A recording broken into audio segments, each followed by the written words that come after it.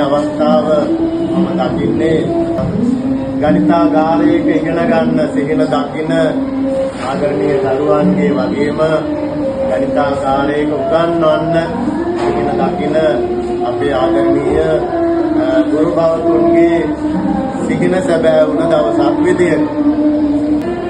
ඇත්තටම ගණිතාගාරය කියන්නේ හරිම සුන්දර තැනක්. ගණිතාගාරයෙන් ඉතු වෙන්නේ ගණිත සාධනය කියලා නම් වන එක විතරක් නෙවෙයි. සෑම විෂයකම සාධනය කියලා නම් වන්න මේ ගණිතාගාරය ඍජුව වගේම වක්‍රමදායක. අද ඔබට ලැබිලා තියෙනවා මේ අවශ්‍යම තැන ගණිතාගාරයකට සුදුසු ඉඩක් ලැබිලා තියෙනවා. එක්තරා ප්‍රමාණයක සම්පත් ප්‍රමාණයක් නිර්මාණ ප්‍රමාණයක් ලැබිලා තියෙනවා. හැබැයි මේ සුන්දර තැන තව සුන්දර කරගන්න ඕනේ. මේ ගණිතාගාරය තව ගොඩාක් ඉස්සරහට ගෙනියන්න ඕනේ. අපේ දරුවන්ට එන්න හිතෙන ආදරණීය තැනක් බවට පත් වෙන්න ඕනේ. අර මං කියපු විශේෂ සාධනේ දරුවන්ට ඉහළට යන්න උදව් සැපේන තැනක් බවට පත් වෙන්න ඕනේ. ඒ වගේ අපි 21 වන සියවසේ කුසලතා විදියට කතා කරන මේ learning skills, life skills සහ literacy skills මතු කරගන්න මේ තැන උදව් වෙන තැනක් බවට පත් වෙන්න ඕනේ.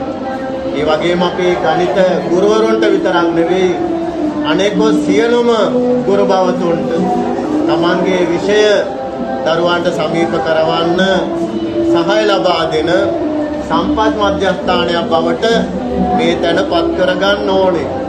ඇත්තටම අපේ මේ පරිත්‍යාගශීලී මැතිතුමා සහ අපේ ආචාර්ය මණ්ඩලය ඊට අවශ්‍ය කරන මූලික පසුබිම හදලා දීලා තියෙනවා.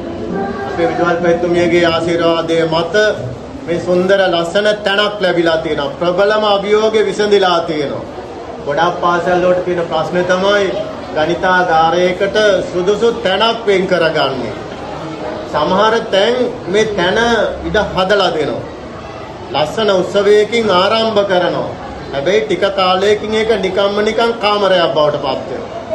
ආපහු වෙන්නේ මේ තදබදේ මැද්දේ දුන්න ඉඩ අපේක්ෂිත ඵලදායීතාවයට යන්නේ නැති වුනහම නැවත වෙන කාර්යයකට යොදා ගැනීම එක. ඒක මම ප්‍රාර්ථනා කරනවා ඔබට මේ අමාරුවෙන් ලැබුණ තැන ඇති නොවන විදියට තවදුරටත් තවත් මේක වර්ධනය කරන්න උදව් කරන්න තවත් පිරිසට සිත් පහළ වෙන ආකාරයට මේ තැන ගොඩනගා ගන්න ඕනේ.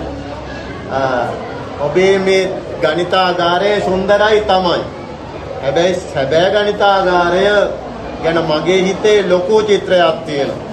අපේ ගුරුවරුත් ඒ ගැන දැනුවා. මේක තව සුන්දර කරගන්න ඕනේ. මෙහි පුරෝගාමී කාර්යභාරය අපේ දරුවෝ ඉටු කරන්න ඕනේ. දරුවන්ගේ හිතේ සිහිනයක් හදන්න ඕනේ. මේ ගණිතාගාරය මගේ තනක් කියන එක. මේ ගණිතාගාරයේ මොකක් හරි මගේ නිර්මාණයක්. මම සතියට එක නිර්මාණයක්වත් ඇතුල් කරනවා කියන සිහිනයක් දරුවෝ තුල හදා ගන්නවා. කාලසටහනක් හදා ගන්න ඕනේ. හැම දරුවෙකුටම මෙතෙන්න එන්න ඉඩ හැදෙන විදිහ. ඒත් එක මේ දරුවන්ව දිරිගන්වන ක්‍රමවේදයක් අපි හදා ගන්න ඕනේ. ත්‍යාග ප්‍රදානයක්, සහතික ලබා දීමක්, ඒ වගේ දේවල් අපි කරන්න ඕනේ. ඒත් එක්කම අපි මේ ගණිතාගාරය පුරවන්න ඕනේ ගණිත නිර්මාණ වලින්, ගණිත ප්‍රදර්ශන පුවරු වලින් යම් පමණකට තියෙනවා. තව ඔයාලට මේකට ඇතුල් කරන්න පුළුවන් මේ තියෙන ටැන්ග්‍රම්ස් නිර්මාණ තියෙනවා, වෘත්ත මෝස්තර තියෙනවා. තව එකතු කරන්න ටෙසලා කරන නිර්මාණ නේද, වහන්තරා නිර්මාණ, තව ගොඩාක් දේවල් මේ බිත්ති සරසන්න අපිට යොදා ගන්න පුළුවන්. ගණිතයේ තරම් නිර්මාණකරණයට කලාවක් විදියට විඳින්න පුළුවන් නිර්මාණ ඇති තරම් අපේ ගණිත විෂය තුල තියෙනවා. දරුවන්ව දිරිමත් කරාම දරුවන්ගේ නිර්මාණ වලට වටිනාකමක් දුන්නාම ආගාරයේ මේ බිත්ති මේවා ඉඩ මදි වේවි. ගණිතයේ තියෙන ලස්සන ඝන වස්තු, ප්ලේටෝ ඝන වස්තු කියලා තියෙනවා, ආකිමිඩිස් ඝන වස්තු තියෙනවා. අපිට පුළුවන් ඒ වගේ මේ උඩ මේ හිස් අවකාශය මුළු මනින්ම පුරවන්න. ඒ විදිහට ගණිත නිර්මාණ තව දුරටත් ඇතුල් කරලා මේ ගණිතාගාරයේ විචිත්‍රත්වය සුන්දරත්වය වැඩි කරන්න අපේ දරුවෝ කටයුතු කරන්න ඕන. අපේ ගුරුවරු ඒ සඳහා දරුවන්ට දිරිය දෙන්න ඕන. ඒ වගේම ගණිත ක්‍රීඩා උපකරණ ඇති තරම් තියෙනවා. වෙළඳ පොලෙන් ගන්න පුළුවන්. ඒ වගේ අපේ දරුවන්ට හදන්න පුළුවන්. ගණිත ක්‍රීඩා උපකරණ පුළුවන් තරම් රැස් කරගන්න. ගණිත ඉගෙනුම් ආධාරක පුළුවන් තරම් රැස් කරගන්න. මේ දේවල් එක තමයි මේ ගණිතාගාරය සුන්දර වෙන නිසා අපිට ප්‍රයෝජනවත් තැනක් බවට පත් වෙන්නේ. ඒත් එක්කම අපිට තියෙන ගණිතය ගැන ලියවිච්ච ආදරණීය පොත්පත් විශාල ප්‍රමාණයක්. ආදරණීය ගණිතය, සුන්දර ගණිතය, ගණිත විනෝදය, ඒ වගේ ගණිතය විඳින්න පුළුවන් විදිහේ පොත්පත් විශාල ප්‍රමාණයක්. ඒවා අපි මේක රැස් කරලා වෙනම තැනක ගොනු කරගන්න. දරුවන්ට ගණිත ක්‍රීඩාවල යෙදෙන්න, ක්‍රියාකාරකම් වල යෙදෙන්න, විවේකී අර්ථවත් කරගන්න පුළුවන් විදිහට අපි ඒවා ගොනු කරලා තියාගත්තාම දරුවෝ ආසාවෙන් එනවා මෙතෙන්. ගණිතාගාරයට එන එක දරුවන්ගේ කැමැත්තෙන් වෙන දෙයක් බවට පත් වෙනවා. තමන්ගේ නිර්මාණ දකිනකොට මේ නිර්මාණයක් ඉදිරිපත් නොකළ දරුවෙකුටත් හිතෙනවා මගේ දෙයකොත් කොහොම හරි මම මේ ගණිතාගාරයට ඇතුල් කරන්න ඕන. මේකට අපි තරඟයක් ඇති කරලා ඒවට වටිනාකම් දෙනකොට දරුවෝ තුල નિરાයාසයෙන් ඒ කුසලතාවයන් ඒ පැත්තෙන් එලි දැක්වෙන අතරම ගණිතාගාරය පෝෂණය කරගන්න විශාල සම්පත් ප්‍රමාණයක් අපිට එකතු කරගන්න පුළුවන්. දැන් මේ ටිකෙන් අපිට යැපෙන්න බෑ. මේවා නිතර වෙනස් වෙන්න ඕනේ. විත්ති පුවත්පත අලුත් නිර්මාණ වලින් එකතු වෙන්න ඕනේ. ඒවා අපි එකතු කරලා වෙන මාසික සංගරා විදියට එලි දැක්වෙනකොට දරුවන්ට අලුත් දේවල් කරන්න, අලුත් විසව හොයාගෙන යන්න දිරිගැන් වෙනවා. ඉතින් මම ගෞරවයෙන් ආරාධනා කරනවා මේ අපේ දරුවන්ට සහ ගුරු මණ්ඩලයට එන්න අපේ කලාපයේ අපි පවත්වාගෙන යන මැත්හෝම් YouTube නාලිකාවට. මේ මැත්හෝම් YouTube නාලිකාව කියන්නේ ඔබට පුදුමාකාර විදියට සහාය දෙන, ඔබේ මේ සිහිනය සැබෑ කරන්න, ඔබේ ගණිතාගාරය සුන්දර තැනක් කරන්න අවශ්‍ය කරන සෑම දෙයක්ම වගේ එකේ තියෙනවා.